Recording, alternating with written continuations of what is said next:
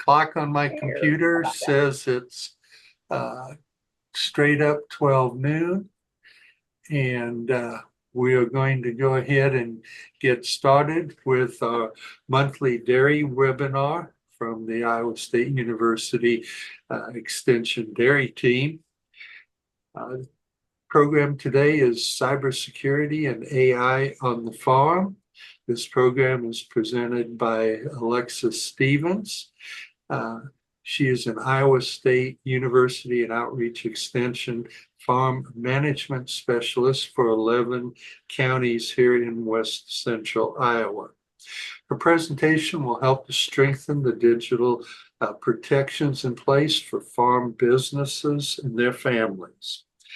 As I always say, Alexis, the podium is yours.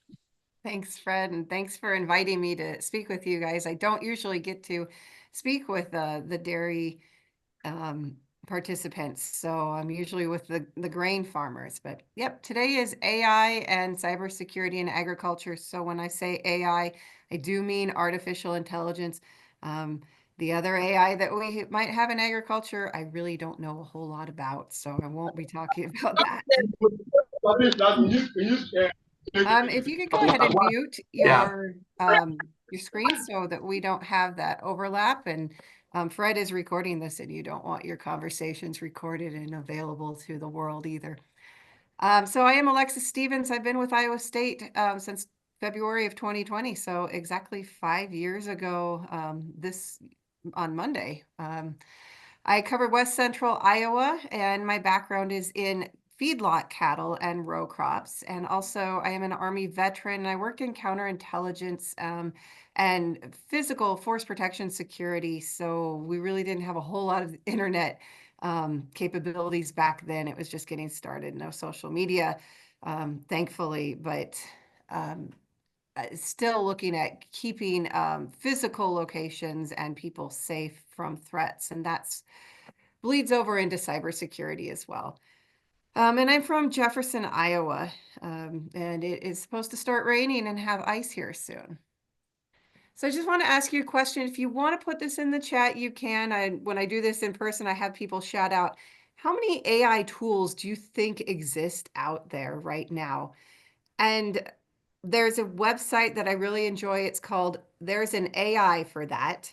And that website is kind of like a clearinghouse for all of the different AI tools. And you can go in there and search the tools, and you can see if there's an AI that does what you're looking to do, and it'll tell you how much it costs. It'll tell you reviews of people who've used it, that sort of thing. When I first started talking about AI about a year and a half, 2 years ago, I think the tools were at maybe 5,000. Every time I check it, that seems to grow another 5,000 or so.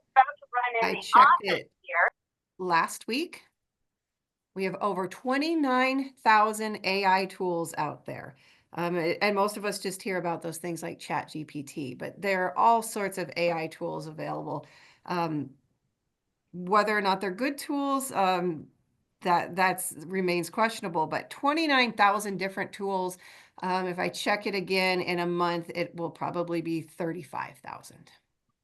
We have different types of AI, and I'm not going to go into that too much detail, but the idea is that a machine or a computer is either generating and predicting what the most likely scenario or the most likely next word is, or it's actually learning the same way that people learn. And some of these AI tools that are extremely intelligent can be taught to learn and then do learn just like humans do. So just like when you have a young child or a toddler and you put them in a room and you tell them, no, don't touch that. That's hot. And they eventually learn, okay, if they touch the hot stove, I'm going to get burned. The AI tools also learn in a similar way, but just like people, they will start to learn that all red flamey things are hot and we shouldn't touch them. Basic principles of how it works is either it's collecting data, and then it is processing that data, or it is doing some sort of analytics. It's testing the validation of assumptions, and then goes out and deploys it. Some of those we have to teach and model exactly what we want them to do, whereas some are able to start to think, almost think for themselves and make predictions for themselves. The AI adoption in agriculture from 2015 through 2023 obviously has grown significantly. In 2015, we didn't have that many AI tools out there, so we saw about 3% of ag adopting it, and now we are well over 60% of ag businesses and farmers and anything ag-related, we're now adopting various AI tools. I am incredibly excited about the future of agriculture. I call myself an ag futurist because I think about how agriculture is going to change so much, and how it's already changed significantly. A lot of the things I'm going to show you, we have access to right now. I think precision ag, this one is so exciting because the AI tools are going to be able to collect data from our various sources and then analyze that data and then make predictions. So right now we have available to farmers soil sensors. They go into the ground. The AI can evaluate the soil composition, the pH, the moisture levels, and then feed that information into an AI modeling tool to give the farmer the information about what's going on below the surface. Um, Fertilizer management, another one there, so we can see what's going on in the soil. Is the nitrogen being applied where it needs to? Is it being taken up by the plants? Making sure that we don't put on too much fertilizer. And as a cattle farmer, this is how I would used to do this. We'd fill the manure spreader, we'd go out across the field and we'd spread the manure. And when it ran out, we'd go back and fill it again, right? And when I did some soil testing around one of my farms, I noticed that whoever was running the spreader never went back to where they ended and then continued on. And so we had just massive amounts of nutrients in one spot. Probably never need to put anything on that spot of the field ever again because we'd been putting cattle manure just in that one place where the rest of the field was getting left out. So that fertilizer management to make sure that we aren't overdoing it or not putting enough on there. The AI can analyze what's going on in there. And then again, irrigation, that's not something that I need to worry about in my area, but just a little bit west of here. We run the pivots. And so having the AI not only scheduling the water to reduce waste, but also to be able to analyze and see if the plants are receiving adequate hydration. So those different analysis tools would feed into each other, share information with each other. In seed optimization, the AI can help the farmer to select the best seeds for their conditions. So right now we call our seed dealer up. We have an idea because we've worked with our agronomist and we've been farming the field for a while. We know kind of what does well in that field. But with AI, it's better able to analyze it. It takes all of that information, all of that history, all of the genetic information, all of the information that the agronomist has, that the seed dealer has, all of the information you've given it about the farm, the soil tests, it has all of that information. So you basically have the best agronomist in your back pocket when you're using an AI tool to analyze this. And so it's going to help you to pick better genetics that are going to match your specific area. And so you don't have to do that guesswork.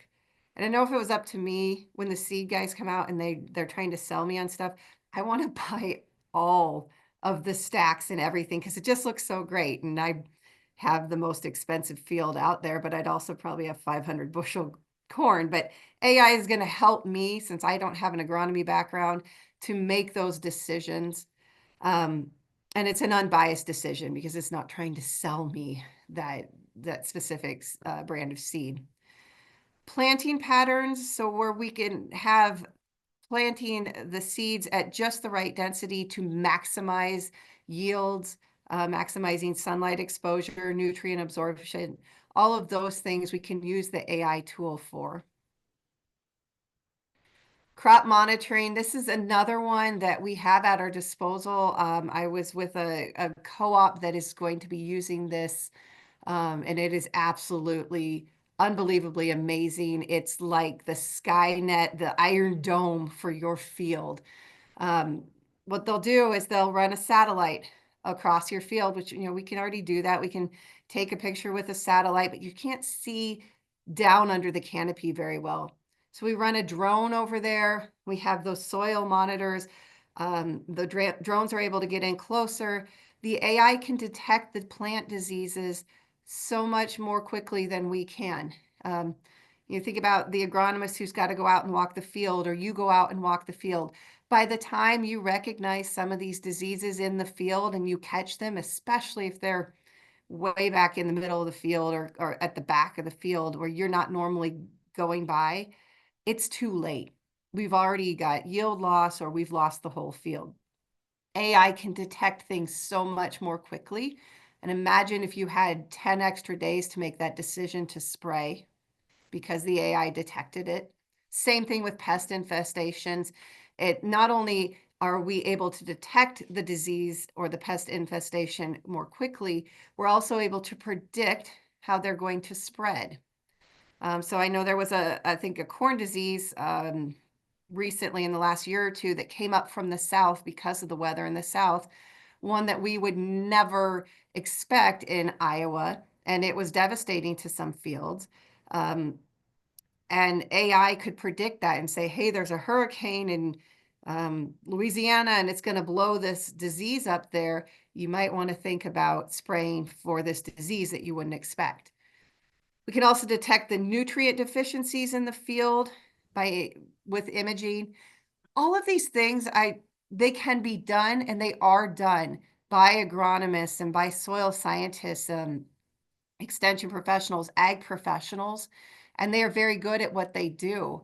But there is the limit of human beings' ability. You can only walk so many fields in a day. You can only look at so many pictures in one day. You can only contact so many farmers in one day.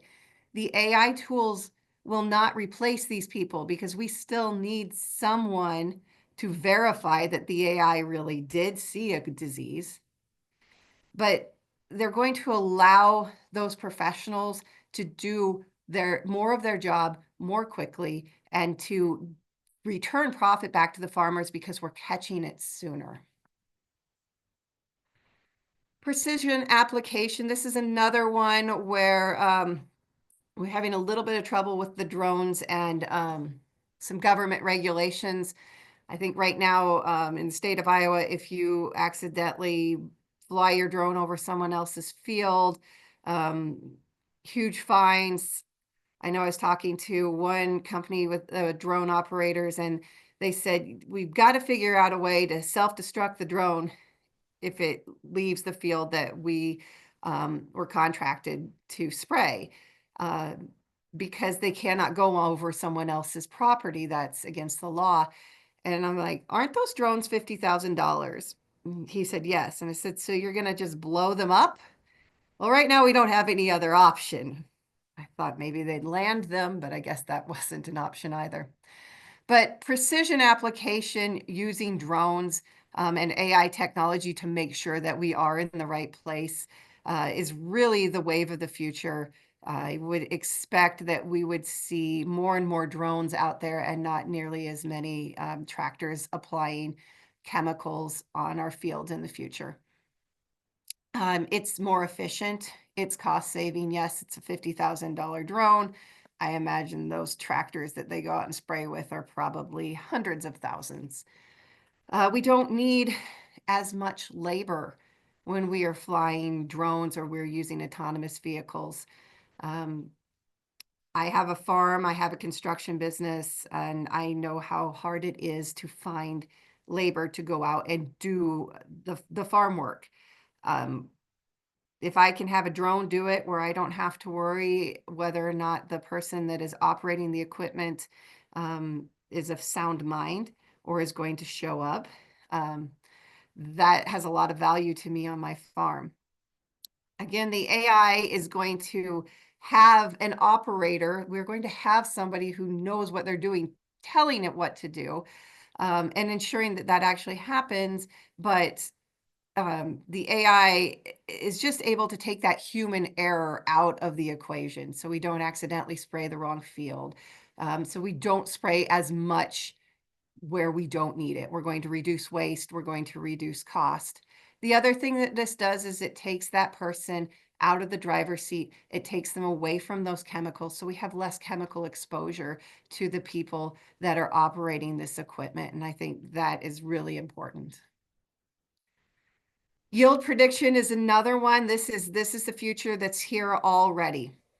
We have AI tools that can look at historical data. They look at the weather patterns. They look at the soil health. It's going to take pictures of what's going on in the field in real time. And it's going to start making predictions. So right now, there are companies that have AI modeling tools that can go out into your cornfield at the beginning of August, and they can predict within 3% accuracy what your yields will be. Now, we could still have a hail event that would wipe it out or a derecho, but if all things were constant and weather patterns were similar to what they typically are, they are accurate within 3% now, which I think might be more accurate than the USDA's yield predictions. 5 years ago, they were about 5%. And then the last 2 years, they've been accurate in the state of Iowa cornfields within 3%. Weather analytics, with AI, we're going to look at weather data and anticipate what might happen. What impact would that have on the crops? What are the likelihood of droughts or storms? And if those were to happen, then what would the yield result be? As a corn and soybean farmer, being able to predict ahead of time what my yields are going to be and seeing the probability of those outcomes, I can start to market grain much earlier and feel more confident in the amount of grain that I'm marketing. That, you know, I now know that there's a pretty good chance I'm going to have 250 bushel corn. This is accurate within 3%. I feel more comfortable marketing all of my up to 85% of the grain that I have covered by crop insurance. I can feel safe marketing that's likelihood that I will have the outcome that I am expecting.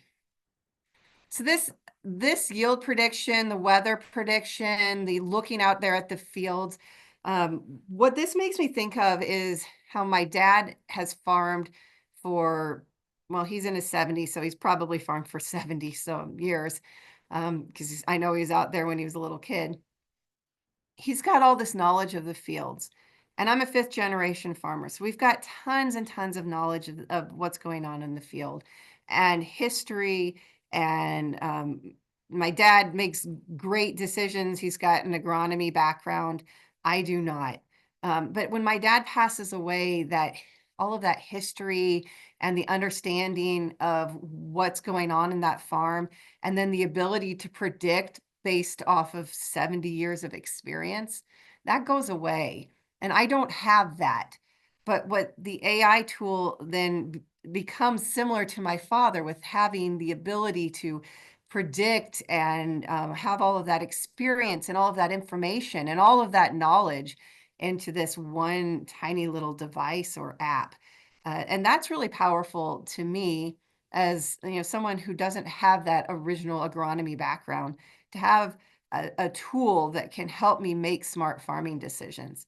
And I think that will be incredibly beneficial to people, the young people, as they start to move into farming. You know, they may not have that long history, but they have that tool that gives them the history. Same thing if you buy a new field, especially if it's one that you haven't driven by 100,000 times and dreamed of buying, you have some of that data, so you aren't out there just guessing what might happen in those first few years. Oh, we have automation and harvesting, and we really have automation in just about every area of agriculture right now. I showed this video of this, I think this is a Kubota harvesting the field here. I let my 11-year-old son watch this, and I said, "Man, do you know how lucky you are? All these things that we dreamed about when I was a kid, you've got the future right here. Look at this tractor that is harvesting this field, and there's nobody even in the tractor." And he says, "Why is there a seat in the tractor then?" And I kind of wondered, yeah, that's kind of weird. Why is there a seat? In this particular model, you can either drive yourself or you can put it on the autonomous setting and let it go. It has cameras on the front. It's got cameras on the side, on the back. Everything is all connected to the cloud. If you were to send it out in your field, it's going to send back information to you. You can watch the camera on your phone if you wanted to. It's, if a stick or a big log is sitting there in the middle of the field, all of a sudden, it's going to stop, send you a message, debris in the way, what do you want to do? Then you can look at the camera and make that decision if that's something that we can continue to move over, or do we need to go out there and clean up the field?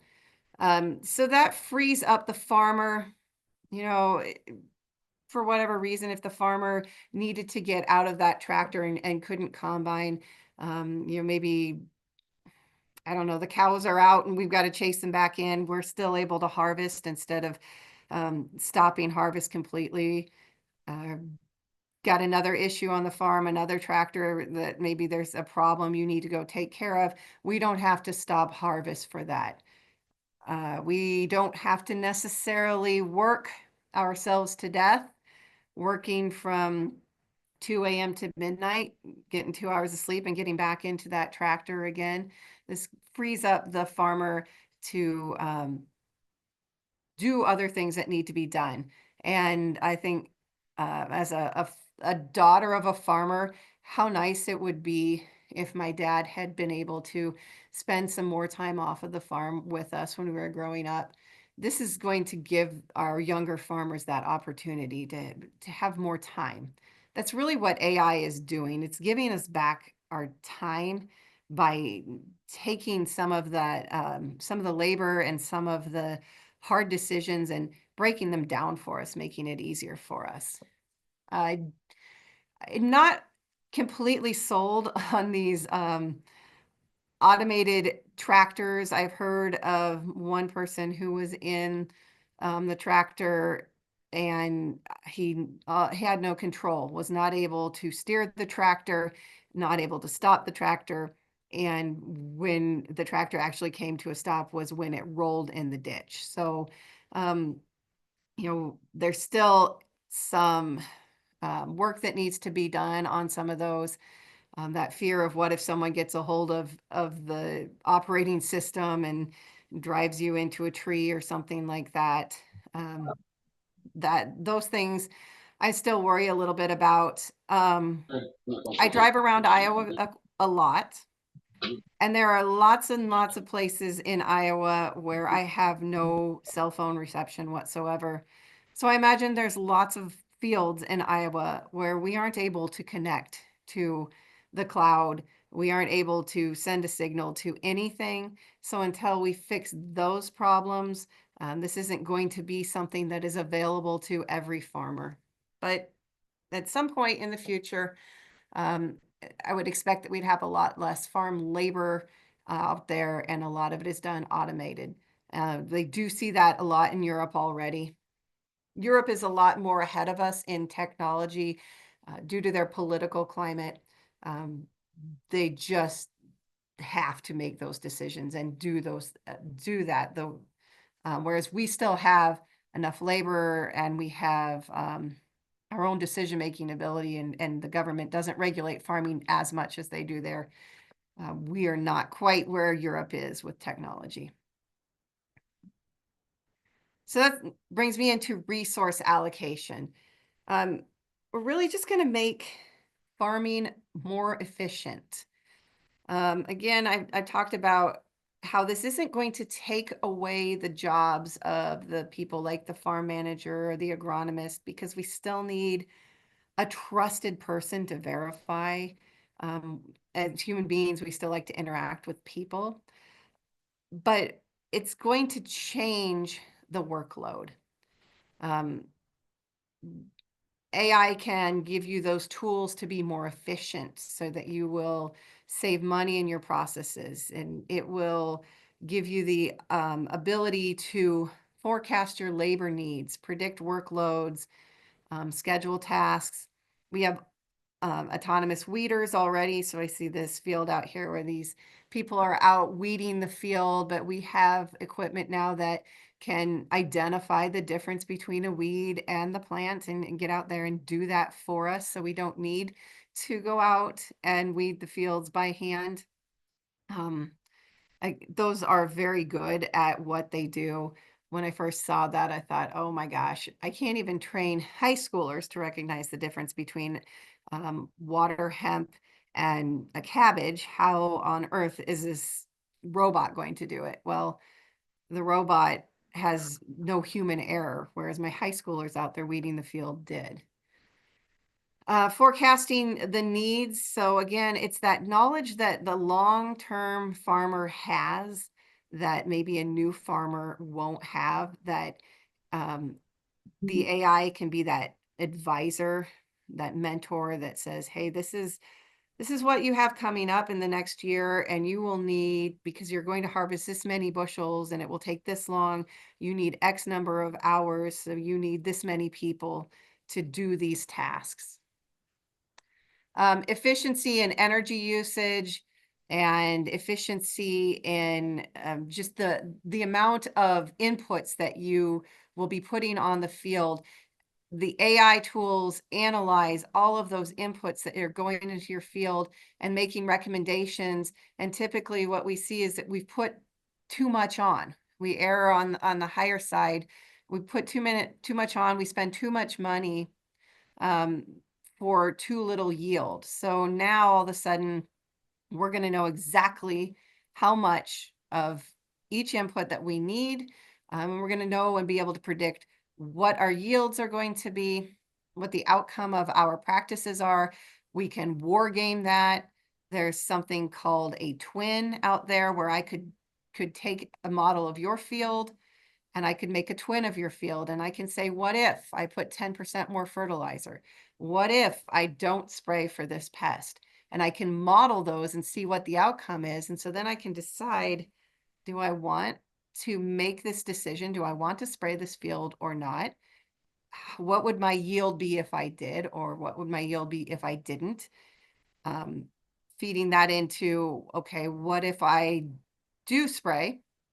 This is my cost, but this is my new yield outcome. Then I can add that into an algorithm where it says, and then I can market my grain at this time of year and expect to get a higher price. So I can start making decisions, and having all of these models feeding into each other. It's basically like having the best farm manager, the most sophisticated farmer giving you decision-making tools right in your back pocket. AI is also going to be helpful with risk mitigation. So whether or not you think climate change is real, it doesn't matter, because the big companies and governments do think it's real, and they are making decisions based off of climate change. And one thing that they are doing is offering farmers cost share by making changes to their practices, things like cover crops, no-till, that sort of thing. AI tools can help model that so that you can see how those decisions would affect your crop yields, how to choose which one of those organizations to work with, who will give you the biggest return. That can also help to do things that can improve your soil quality, improve water quality, help you to meet the demands of those markets. AI in marketing, that's already being used. If you feel like you can't ever win at the grain markets, it's because AI has been predicting that for a while now, and we're just following along. But if you had that ability, it's kind of maybe like you had the extension person giving you information right there, predicting markets, looking at your cost of production, and then determining, okay, how much do you need to sell and what's the price you need to sell at to meet those cost of production needs. And then as you make sales throughout the year, those AI models can adjust your new cost of production. It'll also help you to integrate the devices. So right now you probably feel like you've got your smartphone, maybe you've got a tablet that you're running your feed information on. You've got the little weather station.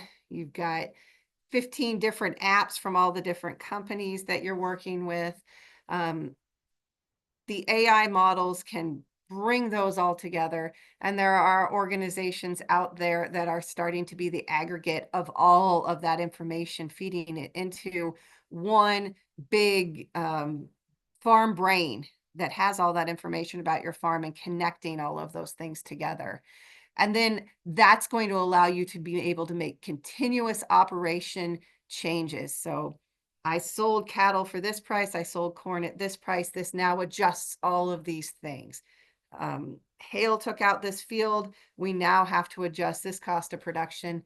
Again, these are all things that you can do, but the AI can do it so much more quickly than you, and it's going to do it without that feeling. So we don't make marketing decisions based off of fear or excitement. So things that you can do, but it just does it faster for you. It makes it easier for you. You don't have to sit in your office when you'd rather be out in the field or out with the animals.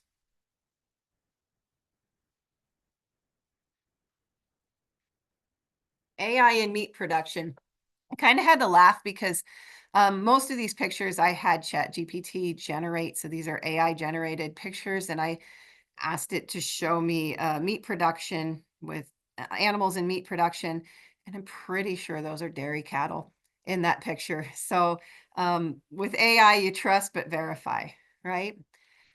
So in meat production and also in dairy and all animal production, health monitoring is an amazing tool that we have with AI. We can go out and walk the cattle, right? But we can't necessarily see everything. AI has the ability to recognize each individual animal and then to see how those animals are behaving and if they're giving off those signs, early signs of disease. Um, Temperatures in barns, that sort of thing, where, did we hear a chicken sneeze? How many chickens sneezed? Which one was it? So that we can detect those diseases earlier. Again, something that a farmer who has a lot of experience is probably very, very good at. But this allows you to either have more animals or to spend less time doing that disease detection. And it's able to detect it so much more quickly than the average person. Um, so not taking the place of you, the farmer or the vet, but just giving you more tools so that we can catch things and nip them in the bud. Nutrient management, again, looking at the individual animal and seeing what they need. If Bessie happens to have a collar, a radio collar, and we can see how much she's consuming and then make adjustments to that, or we can look at the whole herd and see that the whole herd has only gained maybe 2 pounds where we expected the rate of gain to be 4 pounds, and make adjustments to that nutrient. Get breeding optimization.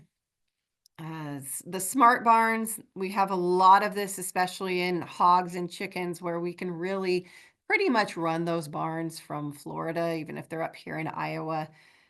We still need that farmer to go out and verify and have eyes on the animal. but it just allows us to see everything more clearly. Running the temperature of the barn and not having to go in there in the middle of the night to check because we're going to get an alert on our phone if there's something wrong.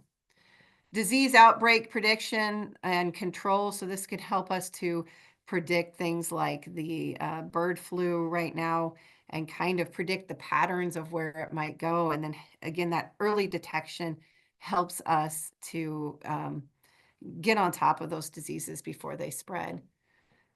Financial optimization. So again, if we're able to predict rate of gain and then make adjustments to the nutrients and make sure that we're not overfeeding or underfeeding, and knowing ahead of time what the likelihood of our animal reaching that market weight, when they'll reach it there, and knowing if we have weather events and those other things, stress, that sort of thing, that the AI tool can model that out for you. That can help you to make decisions when you're looking at insurance. If you're going to look at LRP, then this would help you to make that decision. Again, that's something that we all can do, but not all of us feel comfortable doing and making those decisions. So the AI tool helps you to do that. In dairy, wow, you guys in dairy are just light years ahead of the rest of us. I had the opportunity to go to Lely Dairy a couple of years ago and see what they are doing in AI and precision dairy, and it is absolutely amazing. Um, so we have this ability, we put the collar on the animal and she walks into the barn and the collar or her chip is read by the computer, and that computer recognizes that this is Bessie and Bessie likes to be milked this certain way. So then the milker is configured for her and milks her the way she likes to be milked. And it knows that if you give her X amount of feed in her bucket while you're milking her, she will produce more milk. And so right there, now I can kind of predict, and I know that I'm giving Bessie exactly what she wants. And that's something that the farmer, the old farmer in the barn, he knew all of his cows, but he probably only had 5 or 10 cattle. Now we're able to milk, hundreds, and the computer is able to know exactly what this animal needs. Going beyond that, we're able to recognize if there's something wrong with her. So we can scan to see, does she have a fever? Is she showing signs of mastitis? And if she is sick, then it would send a message to the farmer, and the farmer could say, we need to treat her. Well, the AI tool is able to take her weight and give her just the right amount of medication. So that takes out that human error where I'm guessing, she's about 800 pounds, and then guessing and then giving the medication. Take the error out of that. The farmer says, yep, those signs do indicate that she has mastitis. Let's give her this. And then if we're going to treat an animal, we need to probably take that animal out of the food chain, or the milk out of the food chain, at least for a period of time after they've been treated, because we have that waiting period. And so the AI tools can track things. They say, okay, when Bessie comes in for the next 10 days, we pump and dump this milk because it cannot go into the food system. We could track the quality of her milk as well. And that gives the farmer more credibility. We see people really want to know that their food is safe. And the last few months, people have not felt like their food was necessarily safe. They feel like that everything's got poison in it and we've all been lied to. So as farmers, to be able to show that traceability and to show that it is safe, there's a lot of power in that. And then we can also do things to um, choose genetics for animals that will produce the most milk or have higher fertility, or if we were looking for certain kinds of marbling. Again, all things that people can do, but you can only do so much. You can only think so much, and there's still human error. And So the AI takes that out of there. That human error, it gives you the ability to do more. So if you're a farmer who wants to get bigger, this right here is a tireless employee for you.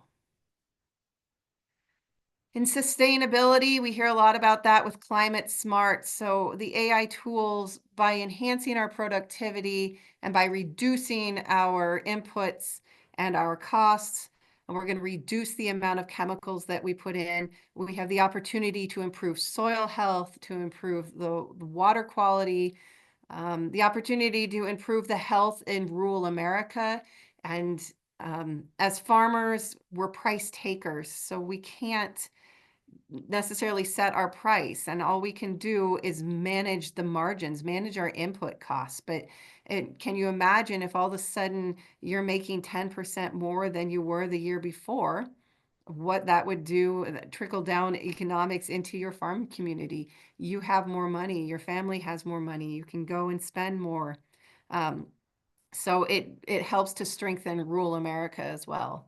And then we have not only the ability to reduce our carbon footprint, but also the traceability of that.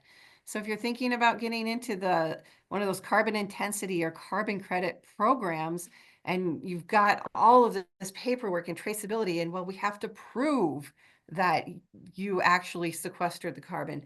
There's an AI tool that can do all of that for you. In banking, we have fraud detection, better fraud detection in online transactions. Again, we need those people, that are out there verifying that this is correct. But this is happening in your bank and your credit card and every other financial institution that you might deal with, detecting fraud all of the time, stopping those things from coming in. Um, they can't stop everything, but you would be surprised how many attacks happen on your bank account every day that you don't notice because the AI tools caught it. Predictive analytics, predicting where your farm is going to go in the future and the decisions that you're making and the potential of your farm. Again, something that a good loan officer could do, AI can do it faster. And that can save you money or help you to make more money. We have cybersecurity threats, and AI can actually help with the cybersecurity threats. And I'll give you some tools on that here in just a minute. But AI tools are out there looking for and anticipating vulnerabilities, and they're protecting your data from misuse.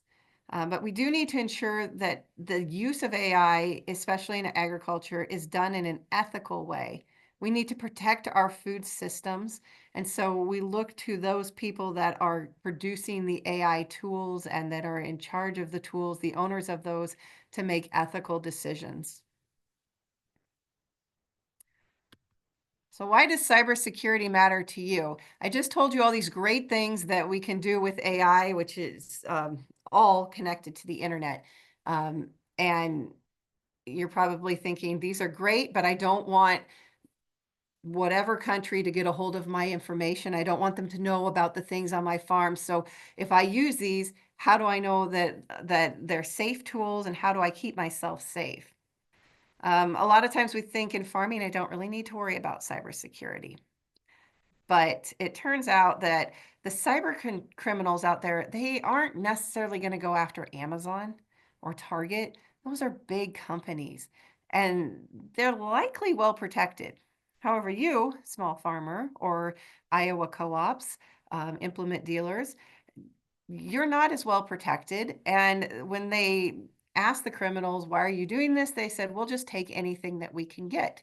So even though you may feel like you're a small business and you're not a target, it's likely that the majority of the targets are happening to people with 10 or fewer employees. Just for a little bit of fun, a little true or false, you can just answer there in your living rooms where you're watching this. But cybersecurity is mostly a big company problem. I told you that it's false. We saw here in Iowa a co-op, new co-op, and I think a few others that were hit by ransomware. We see this in the schools, in the hospitals. We hear about it all the time. And those aren't necessarily large companies like Amazon. What we don't see reported is all of those little cyber crimes that happen to individuals. On average, it takes over 240 days for us to even know something has happened to our system. So imagine if somebody had access to your financial records from almost a year, what they could do with that. And then we hope antivirus software is enough to protect, but it's not. It does catch a lot of threats, but it cannot protect you from everything, especially from human error. This one is always unbelievable to me, but the average cost of a data breach is over $4 million. So that means a big company like Target has a data breach, or a little company like Alexis's Farm has a data breach. Those average out to $4 million. I don't have $4 million. I would have to sell a farm, probably more than one farm.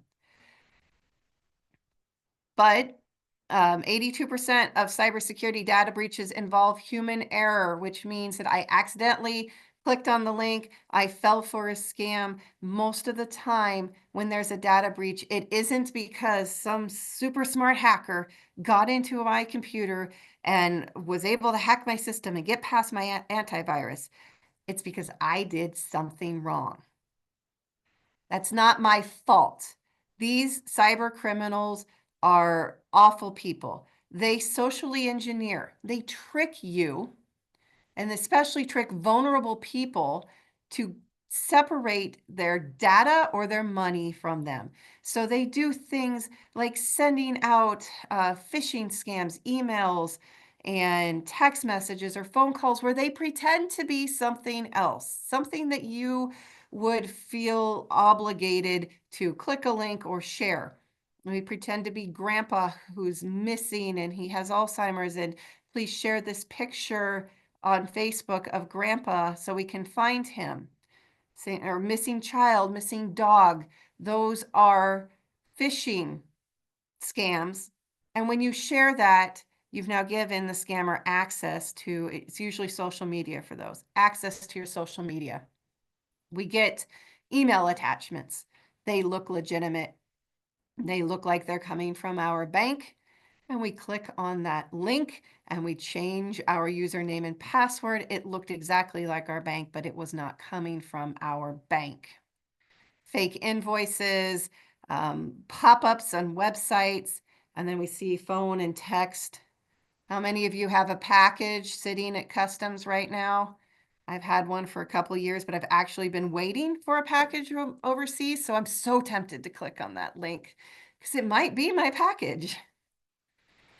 Fake invoices, this is one I see a lot after we put the obituary of Farmer Fred in the newspaper. All of a sudden, Farmer Fred's wife is getting email invoices that look like they legitimately came from a co-op or an implement dealer or some farm company. And she sends a check, not knowing any better because Farmer Fred didn't share the financial information of the farm with her. And she's now given away her bank account information. And we've seen widows lose tens of thousands of dollars this way. So how do you protect yourself? Did it scare you enough? First, I told you the internet is great, the AI is great, and then I tell you all these ways you can get scammed. Best ways to protect yourself. If you are able to work with a cybersecurity firm, that's a great way. If you're a small farm, probably can't do that, probably can't afford it, but you can develop a plan to be more secure. Technology and training. Number one thing to do would be to train your people. So whoever it is that you're working with, make sure they understand. Don't click the link. Don't share this thing. I've said this before to my own mom. I'm like, Mom, oh my gosh, that's a scam. Don't do that. Becoming security literate. Banks are really, really big on this right now. And so if your bank is offering a class on cybersecurity, we have new threats every day. So even though you see this webinar, maybe you've been to another one, go to that, learn about the new threats that are out there. Develop a level of trust. That's a really nice thing for those of you who are in the Midwest and small towns. I have enough trust with my bank which is in my hometown, I can go in there and I can see an actual person and know for sure if, the phone call I got was legit or if it was a scam. And so that level of trust with who you do business with, and then being able to go face to face and verify that what it is that they're asking you to do is correct, is a very powerful thing. Passwords are still really important for preventing security breaches. Now we have to have, I don't know, what is it, 80 characters and 6 special numbers, and it can't be any of the same passwords you used in the last 10 decades and all sorts of things like that, right? But the longer the password, the stranger the password, the longer it would take the hackers to figure out what your password is.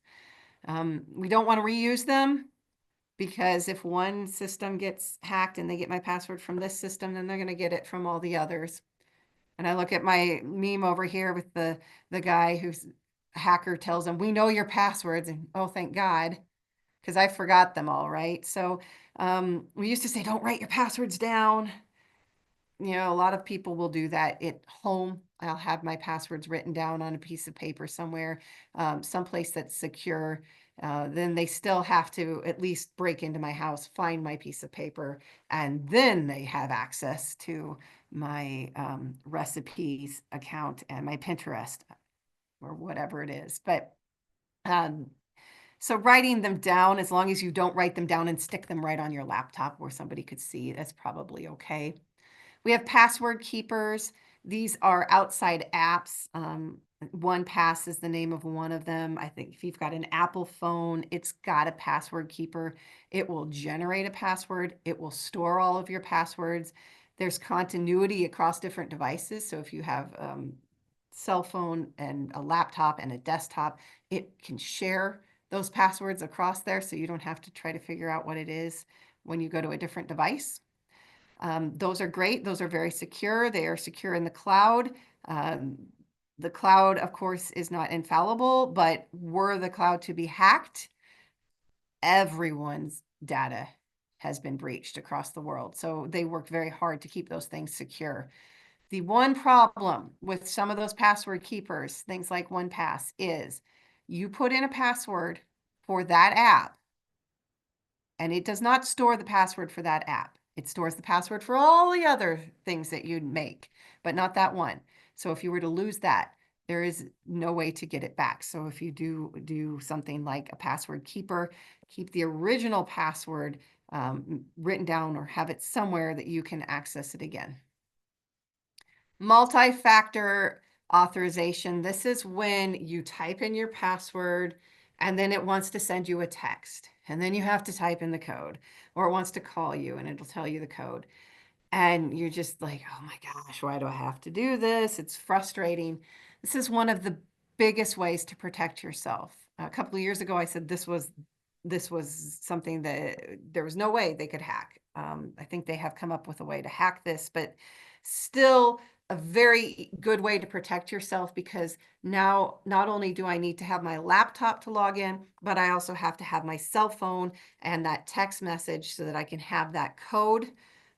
So if somebody were to get a hold of one of your devices, or if they were to hack remotely, if they don't have access to your cell phone when it sends that text, they cannot get into your account. Segmenting your devices. So that is using a VPN or logging in to something remotely through an organization, not connecting to the hotel Wi-Fi. Controlling who has access to your data. So look at, does the farmhand need to have access to the bank account? Probably not. So we control who gets access to that data or access to the systems. We don't give our computer where we do our farm financials, our QuickBooks computer, to our 10-year-old son to let him play Minecraft, and because he will either accidentally allow some sort of malware on the computer or true story, drop it on the floor and destroy it so badly that we could not even get the thing to turn on, and we had to get outside help to get the information off of the system. But had I backed up my QuickBooks online, then it wouldn't have been an issue because I have offsite backup. And so that's great if you have the 10-year-old son who breaks your computer, or if you are being held for ransomware, that we're able to recover it after a disaster. If you have backup systems that are automatically running on your computer, you look like a hardened device where I don't want to hack you because it's too much work. I'm going to go to Farmer Fred, who doesn't have a backup, and I'm going to hack into him because I don't want to work that hard, right? So ransomware will look up and see if you have backup devices. So we back up into the cloud. You could back up onto a thumb drive. You can print records. Having something there if you do have a disaster or an emergency. And it may not be a cyber attack. It may be things like a fire. Assume that you will have a cyber event, okay? It's not a matter of if, it's when. So you need to think about, who are you going to call? How are you going to recover your information? Have a plan for what happens if I don't have access to my smart barn, or I don't have access to the planter information that's in my tractor because the internet's down for a week. How do I plant? How do I sell my grain? Who do I call if my cell phone doesn't work anymore? Where do I get those contacts and cell phone numbers so that I can contact people like my agronomist, and then exercise the plan. So the FBI had this opportunity to go to a lot of the local co-ops after we had one of the co-ops hacked, and they said, we're going to just war game this. You guys have lost access to your systems. You've been hacked. What are you going to do? And of course, the first thing a co-op said is, we'll do paper scale tickets. And the FBI says, okay, go ahead and get those out. Oh, they didn't have them anymore. They didn't know how to do them anymore. Everybody was new. And so that didn't work. And the other co-op says, well, it's fine because we have all of our backup systems right here. We'll just get those online. And it took almost 3 weeks to get those backup systems online because they had never tried to get them back online. So if you have a plan, just like a marketing plan, if you don't actually exercise it, if you don't actually use it, when it's time, when the manure hits the fan, you may not be able to use that plan because you don't know how. I do have some resources for you if you do have a cyber event. Ag Decision Maker, that's Iowa State Extension's website. There's information about cybersecurity on our website. We also have the Center for Cybersecurity Innovation and Outreach. That's Dr. Doug Jacobson, and that man is absolutely amazing. He can help you with a plan. He can help get you to the right people if you do have an event. The Iowa Cyber Hub, they're also an organization that is working towards preventing cybercrime and helping Iowans get back on track. And then the FBI. And I know it kind of feels like, oh, I don't want to call the government because what if the FBI is looking at my financial system being hacked and then they tell the IRS about this and I'm being audited? I've spoke with these FBI agents. They're based out of Omaha. They are really from the government and really here to help you. They are not going to share your information with the IRS or any other government organization.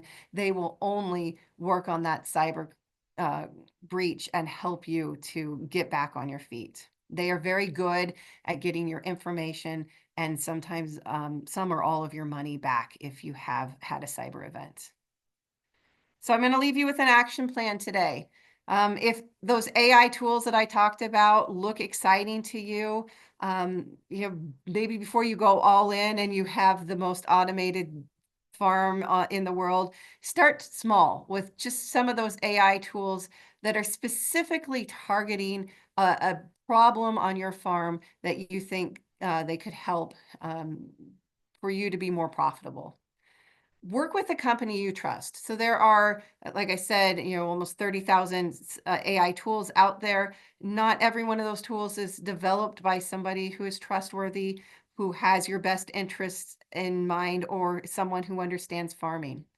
But we do have a lot of companies that have a history of helping farmers and working with farmers. So those different ag dealers that you work with, ag banks, ag co-ops, extension, university, those sorts of organizations that you have a history with and you can trust and they understand the needs of farmers.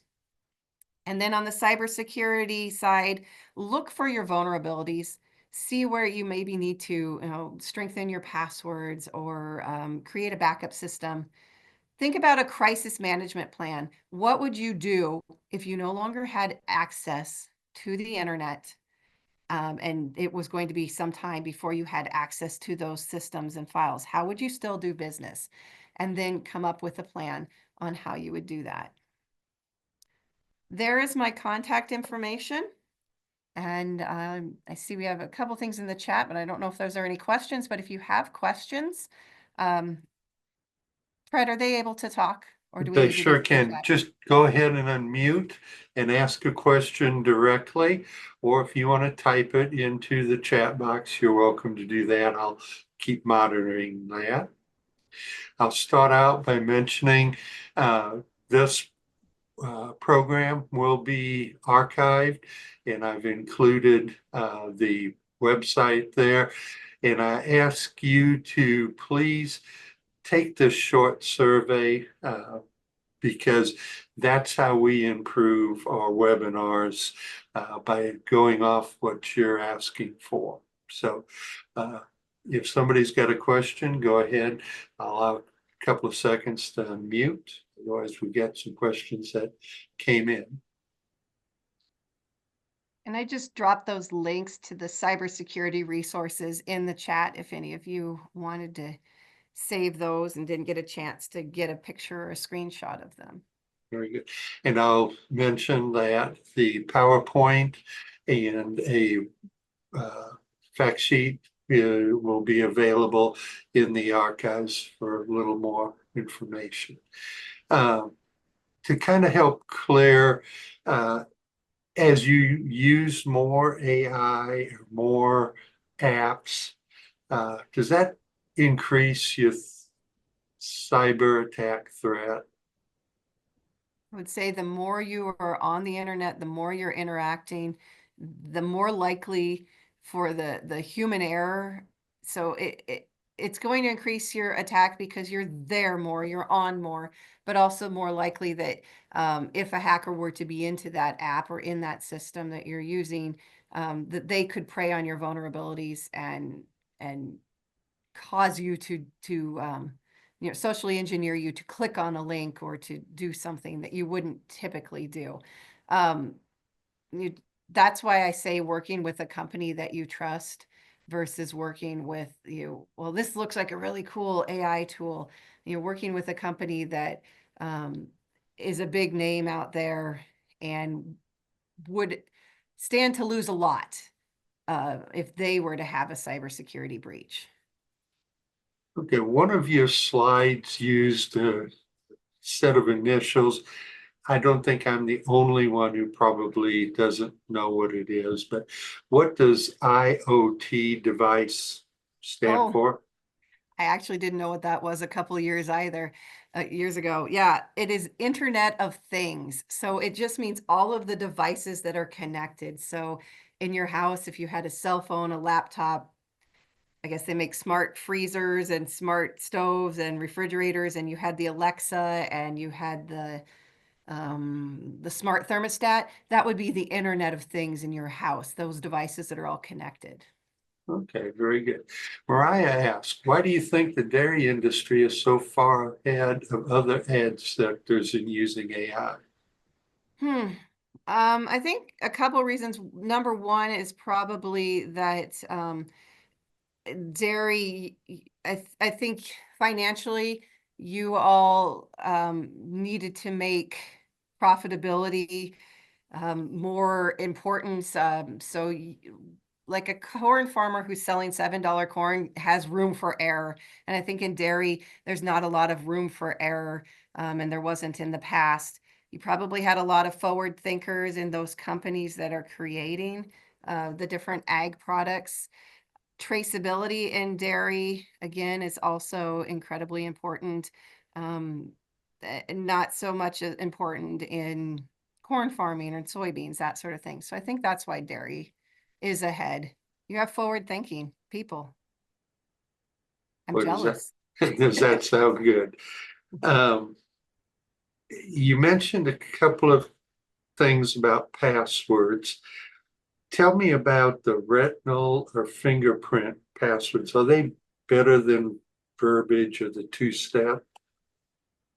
I feel like they're part of the two-step, because to get into my cell phone, I have to put my thumbprint, which only I can get into, and then I have to log into an app.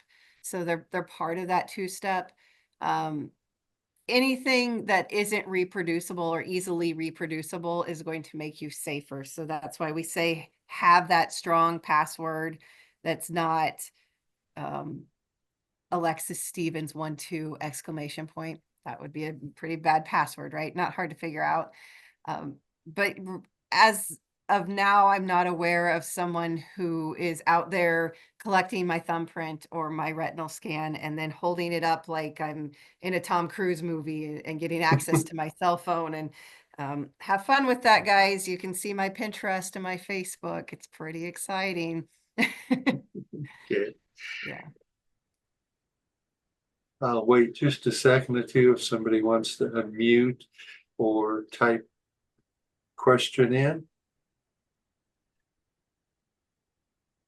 Well, I Okay, really appreciate you all being on here today and learning with me. So thank you. I've got one more question here.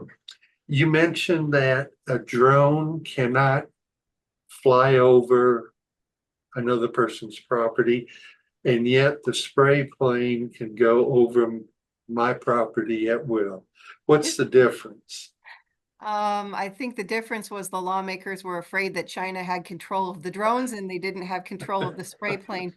The spray plane still has a human in it, so we'd have to have a spy flying that plane, right? And so they just made those laws a little too restrictive, I think. But um, hopefully we'll have that opportunity to use drones in a safe and ethical way so that we can use them on farming. And yeah, it's a government thing. Okay, very good. Oh, I see another question. How do you go about choosing a company with which to purchase AI products? Um, for me, I'm going to look at who that company is associated with. A lot of these companies are partnering with ag implement dealers or co-ops. So I already trust companies like my local co-op, my local bank, my um, associations like the Farm Bureau or the Iowa Turkey Federation, those organizations, if those organizations are partnering with them or endorsing them and saying that we trust them, then I'm going to trust them. If it's just some fly by night, all of a sudden I get a pop-up to get this AI tool that will help me to market grain, and I've never heard of this company, and I ask the farmers around and I go in and ask my loan officer and nobody knows them, I'm probably not going to use them. Well, I'd like to thank everybody who attended, appreciate their time, and especially thank our presenter, Alexis. A lot of information.